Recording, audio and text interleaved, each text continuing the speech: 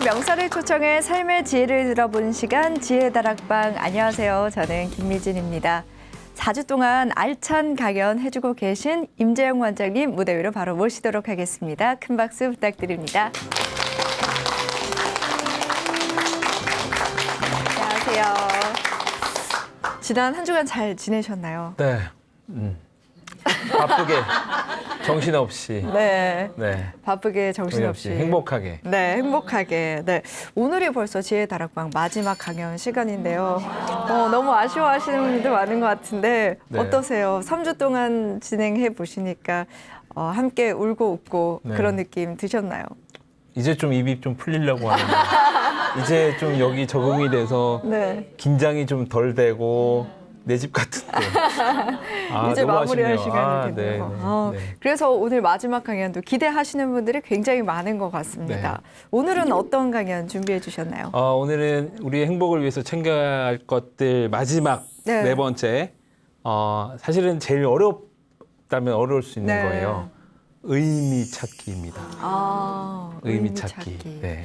어찌 보면 이 마지막 강연 가장 중요하고도 우리가 꼭 새겨야 할 것들이 많이 담겨 있을 것 같다는 생각도 드는데요. 네, 앞에 얘기를 아마 다 모아서 네, 진짜 총정리한다 생각하시면 될 것 같아요. 네, 오늘 강의 많이 기대가 됩니다. 여러분들 오늘도 귀 기울여서 잘 들어주시기 바랍니다. 여러분 박수로 강연 청해 듣도록 하겠습니다. 오늘 마지막 시간은 결국에는 제가 진짜 말씀드리고 싶었던 말을 아껴 오늘 이제 해드리려고 합니다. 행복을 부르는 의미. 네.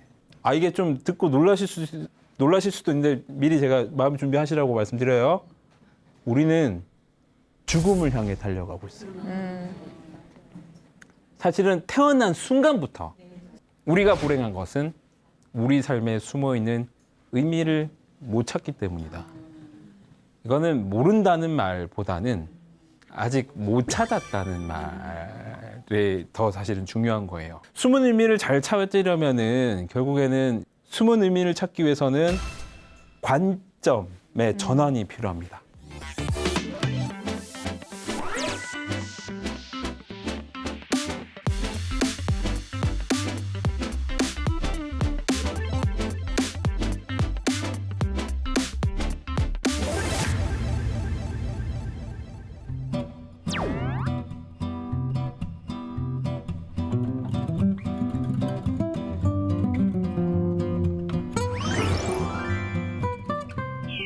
네, 안녕하세요. 오늘 마지막 시간입니다. 네. 지금 네 번째 강의인데 첫 번째 슬라이드는 똑같아요. 네, 이번에는 우리 다 같이 한번 읽어볼게요. 하나, 둘, 셋. 우리의 행복을 위해서. 이것도 이제 같은 말 계속 반복하면 잔소리 같이 들려서 지긋지긋할 수 있는데 사실은 오늘 의미 얘기하려고 이걸 계속 반복했던 거예요. 제가 지금 여기 있는 이유라고 반복해서 드렸잖아요. 오늘 강의하러 가야지라고만 생각하면 감흥도 없고 마치 그냥 일하는 것 같고 저는 사실 그래서 의미를 부여한 거예요. 그 누구도 사실 알려주지도 않았고 저 스스로 제가 하는 행동에 의미를 부여한 거죠. 오늘 마지막 시간은 결국에는 제가 진짜 말씀드리고 싶었던 말을 아껴 오늘 이제 해드리려고 합니다. 행복을 부르는 의미. 네. 의미. 자, 여자분이 러닝머신을 뛰고 있어요. 제자리 뛰기 하고 있어요. 왜 할까요? 건강하려고. 건강해서 뭐 하려고요? 오래 살려고. 오래 살아서 뭐 하려고요? 오래 살고 싶어요. 네. 오래 살아서 뭐 하려고요? 행복하려고. 거기까지 오면 이제 이게 오래 살려고요. 건강하려고요. 오래 살려고요. 그랬더니 한 분은 오래 건강하게 살려고요 하다가 이제 행복하게 살려고요. 그러니까 어떻게 보면 행복에 있어 건강 없이는 사실은 행복하기가 쉽지는 않죠. 그런 의미에서는 운동하는 것이 단지 그냥 운동이라는 행동에서 끝나는 게 아니라 목적, 의도, 이유, 의미 뭐 다 비슷비슷한 맥락이죠. 그러면 질문 하나 더 드릴게요. 저분 뛰면서 의미를 생각할까요? 의미 생각은 안 할 것 같아요. 제 생각도 그래요. 처음에는 뛰면서 이 생각, 저 생각 내일 뭐 하지 또 고민도 막 하다가 이게 막 뛰다 보면 숨이 막 헐떡 막 힘들어 죽겠어. 아무 생각 없는 상태가 돼.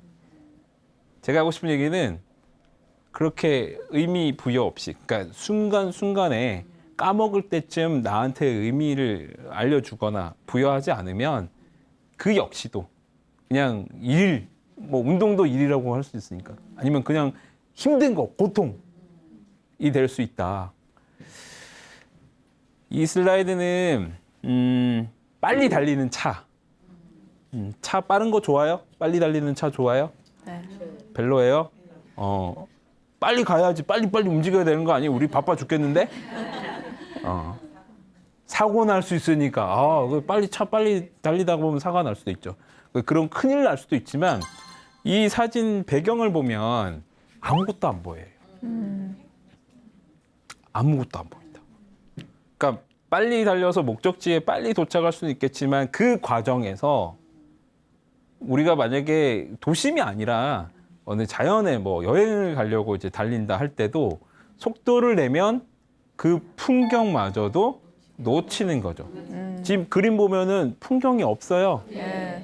마치 과정은 다 배경은 사라지고 어딜 저렇게 빨리 가는 걸까요? 어딜 갈까? 무슨 급한 일이 있어서 만약에 이렇게 생각해 볼 수도 있어요. 우리는 이게 좀 듣고 놀라실 수도 있는데 미리 제가 마음 준비하시라고 말씀드려요. 우리는 죽음을 향해 달려가고 있어요. 사실은 태어난 순간부터 우리는 죽음을 향해 가고 있어요. 한 걸음 한 걸음. 근데 그 죽음이 어딘지는 모르지만 언제 올지는 모르지만 우리 모두에게 해당되는 얘기예요. 죽음을 향해 가고 있어요. 저 차가 죽음을 향해 달려가는 거면 빨리 가고 싶어요? 아까 오래 살고 싶다고 하셨는데. 네. 근데 자기 몸, 자기 건강, 또 자기 뭐 소중한 사람들 못 챙기고 어쨌든 나 빨리 가서 빨리 얻을 거야, 빨리 이룰 거야, 뭐 성취할 거야, 성공할 거야, 계속 승진할 거야. 계속 달려. 거의 일중독 되다시피. 그럼 뭐가 문제가 생기죠? 건강에 문제가 생기고. 건강에 문제가 생기면 무슨 일이 생기죠? 빨리 죽어요. 빨리 달리다가 빨리 죽을 수도 있다니까요. 그걸 까먹고 사는 것 같아요. 자, 다음 사진 또 미리 말씀드립니다. 제가 빠르게 넘길 거니까 집중해서 보세요. 우리 시청자분들도 집중해서 보세요. 빨리 넘길 거예요. 자, 봐주십시오. 뭐가 보였습니까? 웃는 얼굴. 웃는 얼굴, 찡그린 얼굴. 네. 네. 파란색 공이 찡그린 얼굴이었어요. 몇 개 보셨습니까? 2개 보셨어요. 3개 보셨어요. 몇 개 보셨어요? 5개. 서너 개. 근데 5개 보신 듯 눈썰미가 아주 좋으시네요. 보여드릴게요. 3개는 좀 확실히 보이고 뒤에 2개는 어렴풋이 좀 흐리게. 다시 말하면 유심히 봐야죠. 이렇게 확 넘기면 못 보는, 놓칠 수밖에 없는. 제가 그래서 미리 자세히 보라고 했지만서도 2개, 3개밖에 못 보셨어요. 그럴 수밖에 없죠. 제가 빨리 넘겼으니까. 저 이 사진 너무 좋아하는 사진이에요. 설명을 좀 드릴게요. 짧게. 파란 공은 슬퍼 보이죠? 네. 찡그린 얼굴이라고 하셨는데 우리 주변에 저렇게 마음이 우울하고 슬픈 사람들이 곳곳에 있어요. 네. 우리 주변에. 근데 또 그분들의 특징은 이렇게 사람이 그림 보시듯이 사람들이 많이 모인 곳에 잘 나타나지도 않고 대개는 모이더라도 뒤쪽에 눈에 잘 띄지 않는 곳에. 그럼 마음 아픈 사람들은 사실은 도움이 필요한 사람인데 우리 눈에 띄지 않으면 그분들이 도움을 받을 수가 있어요, 없어요? 없어요. 그분들이 도와주세요 하지 않는 한 우리는 그냥 못 보고 지나치는 거죠.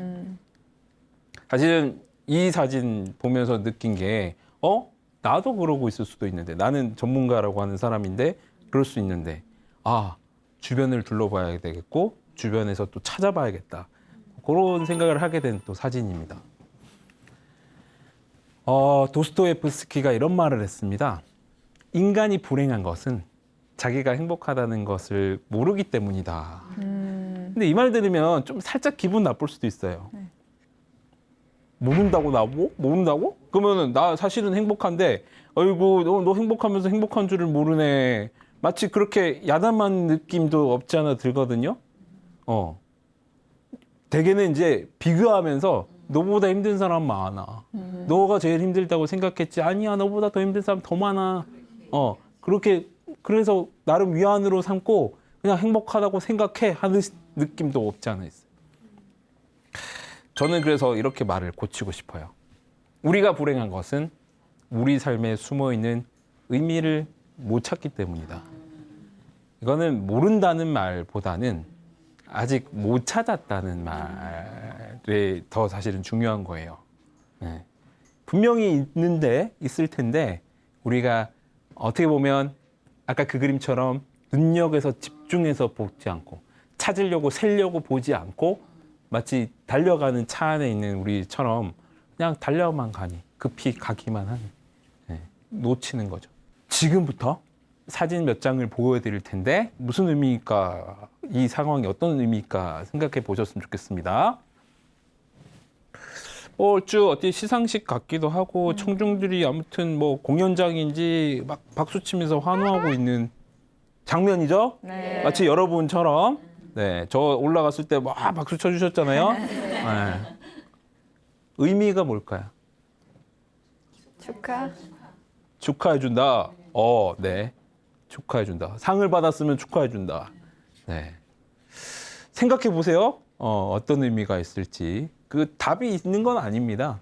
그냥 보고, 박수 치네? 하고 우리는 그냥 넘어가지. 저게 무슨 의미일까 생각하지는 않으니까. 힌트 드릴게요. 힌트라고 말하기 좀 웃겨요. 저의 답은 어디 갖다 넣어도 다 적용이 되는 답이에요. 왜 저러냐면요. 우리의 행복을 위해서. 나도 행복하고 앞에서 공연했던 또는 뭐 상 받았던 시상자들, 이렇게 강연하는 사람이든 같이 행복해질 수 있는 이 행동 안에 어떤 목적과 의미가 있는데, 결국 그 목적 의미가 우리가 다 같이 기쁘고 다 같이 행복해지기 위해서. 실은 의미를 찾는 데 있어서 사실 의미 찾으려면 말이 참 어렵잖아요. 네. 요 사진 또 가져온 이유가 공연 같은 거 보고 뭐 예술 활동 뭐 이런 거 이제 관람하고 뭐 자연에서 풍경 이렇게 감상하고 하면서 그때 어떻게 느껴지는 그런 거를 이제 체험 가치라고 하는데, 그런 활동을 통해서도 나름 또 의미를 찾을 수도 있어요. 다음 사진은 어떤 남자분이 집안 청소를 하는 것 같습니다. 의미는요? 집안 깨끗하게 해서 뭐 하려고요? 뭐 그런 거예요. 그러니까 이 행동에 가족들 기쁘게 해드린다라고 얘기하셨지만, 나와 내 가족의 건강을 위해서라고 말할 수도 있고, 또 제가 막 다 집어넣어도 된다고 했잖아요. 우리의 행복을 위해서. 나는 그냥 청소하는 게 아니고, 우리의 행복을 위해서 난 뭔가를 하고 있는데 그게 청소다. 그러니까 되게 이제 집안일은 일이 아니라고 생각하는 분들이 많아요. 왜 집안일이 일이 아니에요? 돈 안 받으면 일 아니에요? 아니거든요. 실제로 또 의미를 찾는 방법 중에 하나가 창조 가치. 그러니까 창조라면 또 뭔가 새로운 걸 만든다 이런 생각하면서 예술가를 떠올릴 수도 있는데, 그냥 우리가 하는 일에서도 청소를 나만의 행키만의 청소법. 하다 보면 노하우가 각자 생기잖아요. 설거지도 나름 나만의 요령 생기고 막 그런 거 있듯이, 그렇게 뭔가 하나씩 개발해놓고 만들어가는 그 과정에서도 나름 또 의미를 찾을 수가 있습니다. 세 번째 사진. 이 사진 제가 굳이 이제 좀 설명을 드려야 되니까 말씀드리자면 워킹맘이에요. 그러니까 집에 애 두고 직장 와서 일하고 있고 돈 벌고 있어요. 근데 일하려고 모니터를 보고 있는데 일이 손에 안 잡히고 막 애가 막 떠오르고 요새 또 어린이집에서 좀 적응을 못 해가지고 애가 막 좀 속상해하고 힘들어하고 뭐 그런 상황이라고 가정을 해요. 그러면 이 엄마 어떻게 해야 되죠? 복잡하죠. 네. 네. 의미를 또 부여해야죠. 그러니까 우리는 단순하게 내가 지금 여기서 뭐 하는 거야, 우리 애 두고. 무슨 부귀영화를 누리려고 내가 이렇게 스트레스 받으면서 애도 내팽개치고 일하고 돈 버냐. 이러고 애 때려칠래. 할 수도 있지만 그게 틀린 건 아니에요. 그 상황에서도 의미를 부여할 수 있어요. 내가 이걸 하는 이유, 해야만 하는 이유, 목적, 이 자체로 또 의미를 부여할 수 있어요. 이게 사실은 제일 어려운 의미를 찾는 방법 중에 뭐 흔히 세 가지 방법을 얘기하는데 태도의 가치. 이 상황을 내가 어떻게 대하는지, 이 상황에 내가 어떤 태도로 임하는지. 우리의 행복을 위해서 나는 사실은 내가 잘 되려고, 나만 잘 되려고, 그 돈 벌어서 내가 나중에 내 집 살려고 일하는 거 아니거든요. 이 엄마의 마음 속에는 아이도 있고 뭐 남편도 있고 우리가 있는 거예요, 우리. 그러니까 지금 내 일을 그렇게 평가절하, 가치를 스스로 떨어뜨릴 이유가 없는 거예요. 그러니까 그런 걸 놓치면 어찌 보면 그냥 아주 과감하게 사표를 낼 수 있는데 다시 한번 생각해 볼 필요도 있다.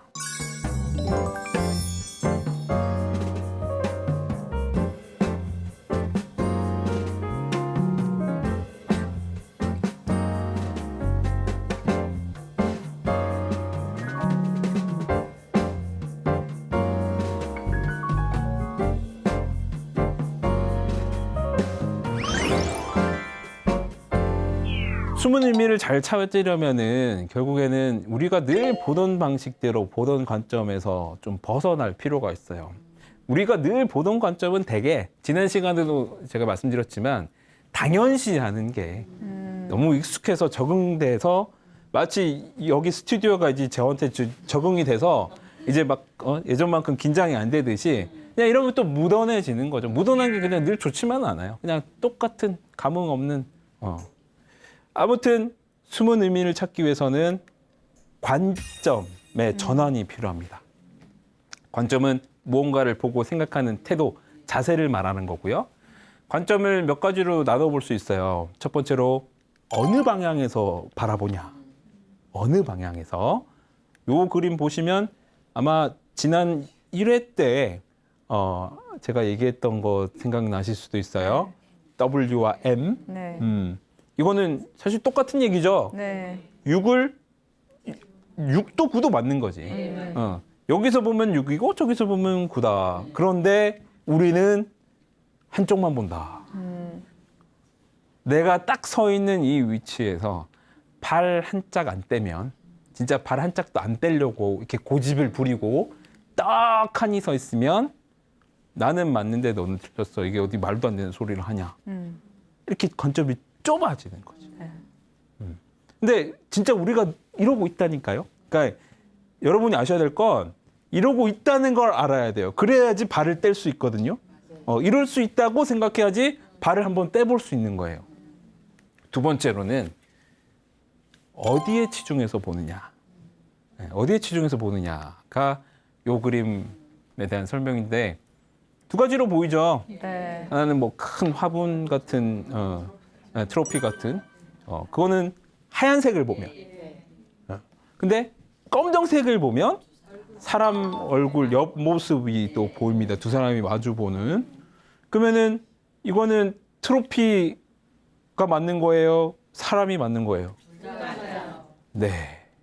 근데 하나만 보면 이렇게 치우친 거죠? 검정색에만 치우쳐서 검정색만 보면 얼굴이 보이고 하얀색을 중점적으로 하얀색만 이렇게 들여다보면 트로피만 보이고. 자, 세 번째 관점입니다. 세 번째 관점. 어떤 시야로 보느냐. 요거는 조금 이제 설명보다는 이제 사진을 보면 와닿으실 거예요. 어떤 시야로 보느냐. 와, 이 그림 뭘 말하는지 혹시 뭐 감 오시는 거 있으세요? 감사합니다. 우물 안의 개구리가 보는 하늘. 그러니까 어떤 시야로 보느냐에서 제가 하고 싶은 말은 막힌 시야. 우물 안의 개구리는 하늘이 진짜 원 동그라미 모양이라고 알 거예요. 그렇죠. 그리고 마치 저렇게 얼핏 보면 우주에서 지구를 보는 듯한 그냥 동그란 그 원 모양. 근데 하늘이 저만하진 않죠. 네. 저게 끝이 아니죠. 그리고 하늘이 이렇게 동그란 원도 아니죠. 경계가 명확한 동그란 원도 아니에요. 근데 우물안 개구리에게는 하늘이 딱 저래요. 우리는요? 우리 개구리는 아니니까 왜? 우리 아니지. 우리 우물에 사는 것도 아니고. 그런데 우리 시야도 우물안 개구리처럼 저렇게 막혀 있을 수 있어요.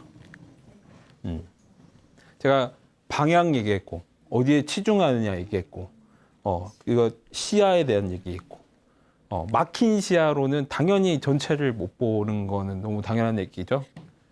이 세 개를 모아서 요 그림으로 설명할 수 있는데, 네.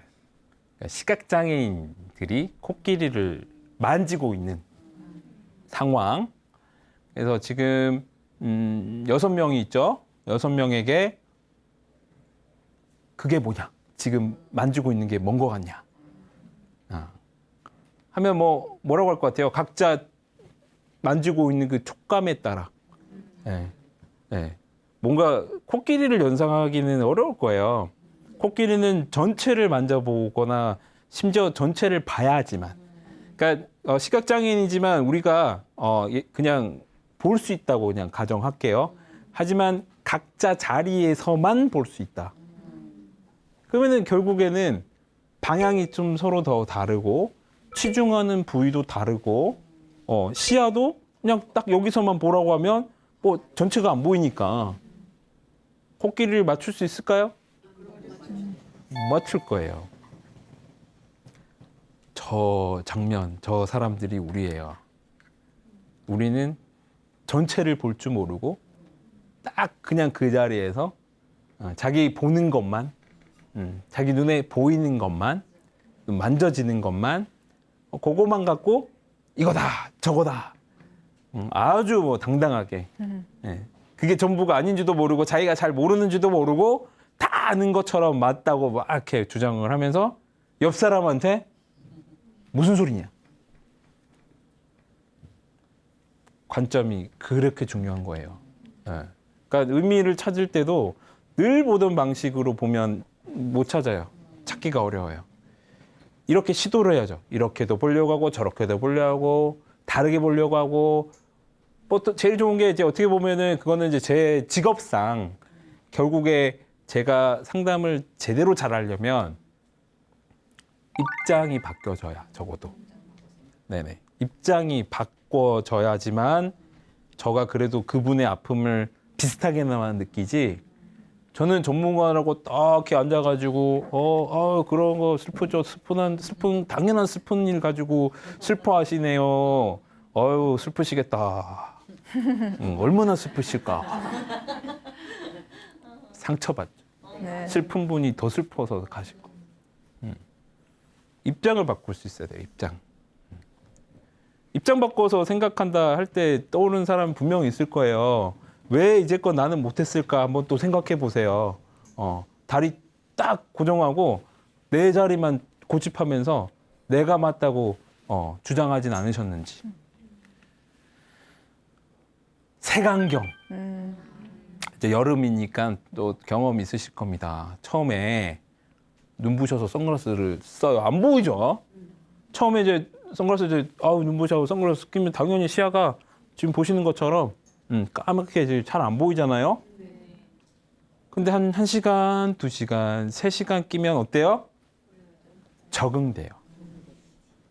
적응된다는 말은 당연시. 그러니까 내가 선글라스를 낀지도 모르고 이미 이제 내 시야는 이렇게 적응이 된 거야. 색안경을 끼는 게 우리 흔히 색안경 끼고 보지 마라 하지만 다 색안경 끼고 살아요. 다 자기 색안경 끼고. 그걸 자기가 모를 뿐이고 인정하지 않을 뿐이에요. 그럼 색안경을 끼고 하늘을 보면 하늘이 원래 하늘로 보입니까? 하늘색으로 보입니까? 지금 보시듯이 우리가 아는 하늘색은 저 색인데 안경 끼고 본 하늘색은 달라요. 그 안경 색깔에 따라 달라지겠죠. 이걸 알아야 돼요. 내가 지금 색안경을 끼고 있다. 맞아. 선글라스 끼고 있지. 그래. hin키가 선글라스 끼고 산다고 했어 우리가. 그러니까 색안경을 쓰고 그 상황을 보니 저번 시간에 동네 아줌마들이 모여서 놀다가 나를 보자마자 고개를 휙 돌렸는데 저 사람들이 지금 내 옆에 왜 그런 생각이 떠오르냐 지금 얘기해 드릴게요. 그것도 색안경 때문에. 색안경은 조금 더 설명을 드리자면 생각의 뿌리와 같은 거예요. 그걸 사실은 핵심 신념이라고 하고 스키마라고 좀 어려운 말로도 얘기하는데 우리 나무에 뿌리가 있고 이제 나무 줄기가 있죠. 뿌리 같은 거예요. 그러면은 사과나무에 사과가 달리지 배가 달리진 않잖아요.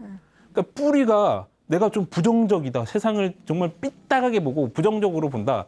사람을 불신한다. 그게 언제부턴가 뭔가 상처가 있고 배신당한 경험이 있어서 그럴 수 있을 거예요. 청소년 시절에 진짜 친구들 믿었던 친구들한테 왕따 당하면 평생 가 평생. 사람이 사람을 봐도 믿음이 안 가는 거죠. 그러니까 그런 식의 뿌리가 탁 내려지다 보니 그런 생각이 번뜩 자동사고가 떠오른 거예요. 그때 이제 알아야죠. 내 생각의 뿌리가 이 상황을 그렇게 볼 수밖에 없게 만들었구나. 근데 상담할 때 이제 그걸 따라가기도 하거든요. 뿌리를 찾아서. 요것도 이제 보셨던 그림이잖아요. 우리는 사실은 코뿔소랑 별로 다르지 않아요. 그러니까 저는 뿔을 선입견이라고 말하고 싶어요. 그러니까 이미 벌써 풍경을 보는데 어떤 상황을 바라보는데 뭐 뿔 하나 달고 보는 거하고 같은 거죠. 네. 그러니까 흔한 선입견으로 남자들은 다 그래. 내가 한 3명 만나봤는데 3명 다 그랬어. 다 그래. 우리 엄마도 남자들 그렇다고 했어. 네 아빠 봐라 그랬어. 그놈이 고놈이다 했어. 그런 게 선입견이에요. 그런 선입견 갖고 남자를 보면 아이고 저놈도 저놈이 그렇게 이미 벌써 아이고 참 이래 된다고. 그러니까 선입견 무서운 거예요. 왜 내가 그런 선입견 갖게 됐나? 그것도 이제 또 생각의 뿌리를 잘 봐야 되는데 이게 모두 내 관점이 딱 그냥 고정되고 꽉 막힌 어떻게 그거하고 연결이 되기 때문에 우리는 계속 열려고 더 넓게 보려고 해야 된다는 거죠. 빅터 프랭클이라는 정신과 의사 선생님이에요. 제2차 세계대전에 그 수용소, 유태인 수용소에서 실제로 수용 생활을 몇 년간 하면서 유태인이라는 이유로 주변 이제 어찌 보면 같은 민족들이겠죠. 그 사람들이 죽어가는 모습을, 추워서 얼어 죽는 모습, 굶어서 죽는 모습을 한 명 한 명 돌아가시는 모습을 보면서 느끼고 생각한 걸 책으로 쓰셨어요. 그러면서 탄생한 게 바로 의미치료. 의미치료, 로고세라피라고 하는 의미치료. 의미치료는 조각조각 나뉘어진 퍼즐 같은 우리 삶 속에서 어떤 의미들을 찾아서 엮어내는 말이 좀 어렵지만 이걸 좀 더 설명드리면 될까요? 기본 전제는 이렇습니다. 지금까지 살아오면서 시련, 고난 한 번도 겪어보지 못한 사람이 있습니까? 없죠. 네. 없을 거예요. 만약에 지금까지 없었으면 참 어찌 보면 운이 좋은 거고 언젠가는 당할 테니 겪을 테니 마음 준비하세요라고 말해줘야겠죠.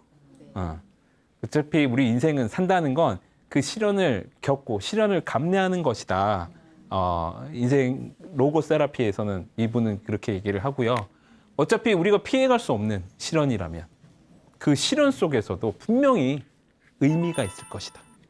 그 시련 속의 의미를 찾아야 한다라고 얘기를 했어요. 터널 속의 그림입니다. 터널 속의 상황. 깜깜해요. 터널 속에 갇히고 싶은 사람 아무도 없죠. 터널을 빨리 빠져나가고 싶죠. 나는 지금 어디 강원도에 여행 가는 길에 그 강원도 가는 게 터널 많잖아요. 터널 속을 구경하려고 가는 거 아니잖아요. 어찌 보면 과정이고 없으면 좋겠고 물론 빠른 건 좋겠지만 탁 트인 경치 보는 게 좋지. 그러면 터널의 그 중간에서 우리의 심정은 답답하고 언제 끝나나 좀 지치고 터널이면 들어오는 구멍이 있으면 나가는 구멍이 있을 텐데 왜 이렇게 터널이 끝이 없지 하면서 사실은 불안할 수 있고 실제로 이제 지긋지긋할 수 있고 또 한편으로는 안 끝날 것 같은 지금의 내 시련이 평생 끝까지 갈 것만 같은 생각을 하면서 더 좌절하고 절망하거든요. 터널 속의 의미, 터널을 지나가는 의미가 있다. 우리가 뭘 까먹으면 절망하고 좌절할 수 있는데 그 뭐가 뭐냐면 분명히 터널의 끝이 있다. 가다 보면 터널이 원래 그렇게 생겼어요. 그걸 까먹으면 못 나가. 어떻게든 나아가다 보면 구멍이 나오는데 어떻게 끝이 없나 봐. 구멍이 없나 봐. 하면 못 나가. 그러고 또 생각해야 될 게 의미를 생각해야죠. 의미.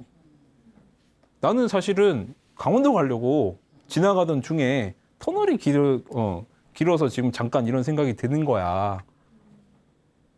터널을 오려고 온 게 아니잖아요. 의미를 찾아야 된다는 거죠. 왜 살아야지 아는 사람. 그 어떤 시련도 어떤 상황도 견뎌낼 수 있다고 니체가 말했습니다. 그러니까 터널 속에 답답하고 불안하고 한 그 감정이 실은 나는 왜 여길 지나가는 거지? 지나가야 하는 거지를 알면 뚜벅뚜벅 가는 거예요. 내가 원하는 목적지는 분명히 나아가면 있을 거니까. 요 그림은 일단 달리기예요.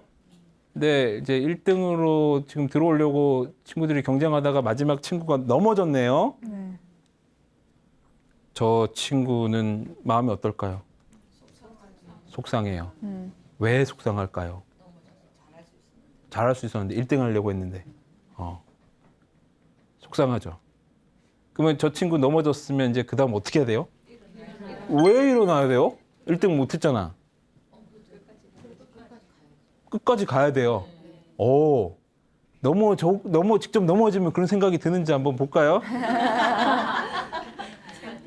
나는 1등 하려고 엄청 훈련하고 연습했어. 잠도 안 자고. 그리고 나 진짜 이번에 1등 할 거 했는데 돌불에 걸려서 넘어졌어. 아니면 뭐 친구한테 부딪혀서 넘어졌어. 억울하죠. 그러면 턱 넘어지는 순간 아프기도 아프고 그 순간 창피하고 승리하지 못했다는 것, 패배감에 실패했다는 감정에 막 화도 나고 나 밀친 애 막 어떻게 해주고 싶고 그게 사실은 저 친구의 심정이고 우리가 말한 건 사실은 바로 거기서 의미를 찾는 거예요. 내가 당했을 때는 그 생각을 못하지만 남들이 봤을 때는 내가 일어나기를 바랄 거야. 내가 넘어졌지만 일어나서 끝까지 달리기를 바랄 거야는 내 관점에서가 아니라 내 중심에서가 아니라 나 아닌 누구의 관점에서. 우리는 원하죠. 넘어진 사람이 다시 일어나기를. 그래서 꼴찌라도 끝까지 달리기를. 그러고 우리는 박수를 쳐주고 하잖아요. 그걸 떠올려야 돼요. 여기서 달리기의 의미는 1등 하려고 하면 이 친구는 실패했어요. 시켜서 억지로 달리게 한 거면 이 친구는 참 시작부터 별 의미 없는 억지로 하는 뭔가 행동을 한 것이고. 근데 만약에 이 친구가 처음부터 만약에 혹시 가다가 넘어지더라도 마음을 먹은 거예요. 만약에 혹시나 가다가 넘어지더라도 또는 만약에 혹시 내가 1등을 못 하더라도 나는 끝까지 달릴 거야. 그게 의미야.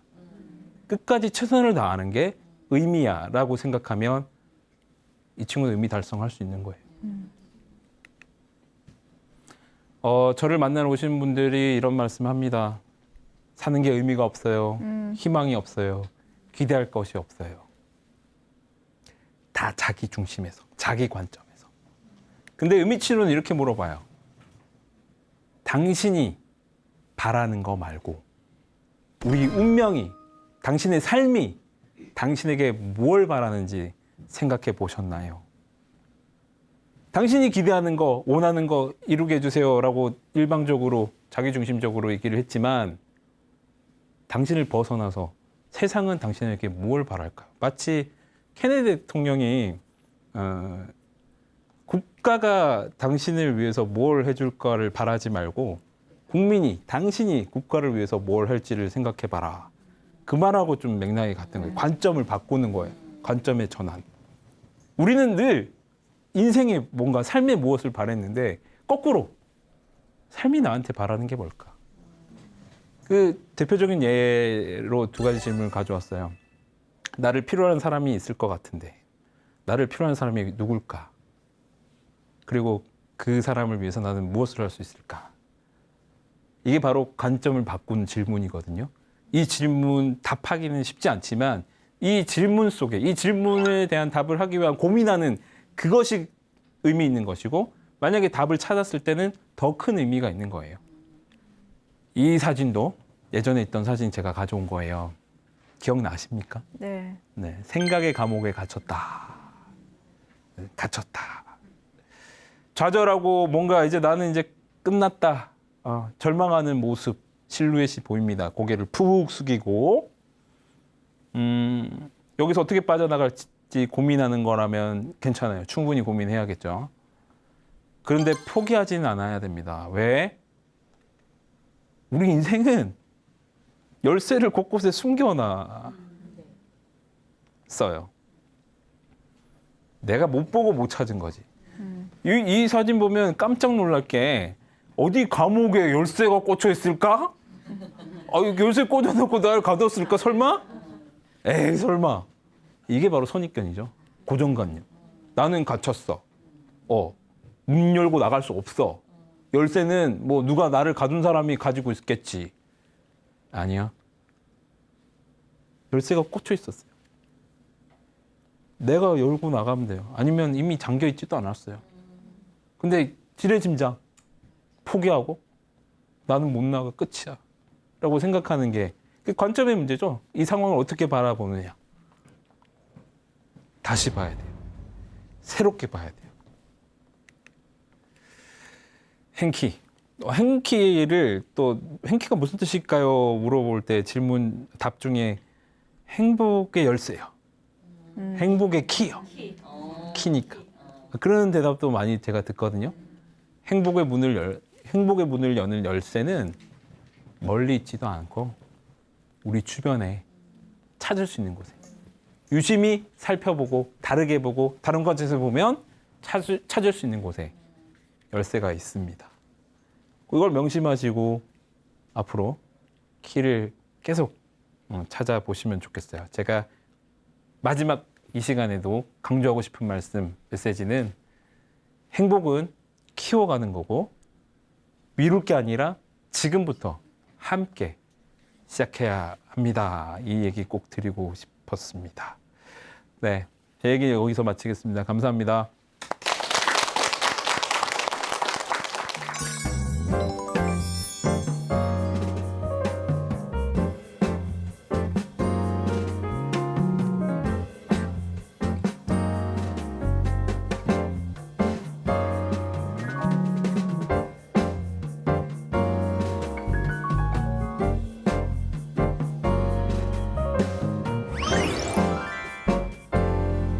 네, 4주 동안 알찬 강연, 멋진 강연 감사드립니다. 네, 감사합니다. 또 임재영 원장님께도 궁금한 거는 앞으로도 계속 트럭을 운전해서 가시면서 많은 분들 상담해주고 다니실 건지. 그거는 계속 할 거고요. 네. 저는 사실은 이제 정말 요즘 하고 싶은 일이 우리 장애인들, 특히나 저 아이 같은 발달 장애 아동, 또 발달 장애인들의 어떤 인권에 대한 지키고 이렇게 증진시키는 일을 좀 하고 싶어요. 네. 네.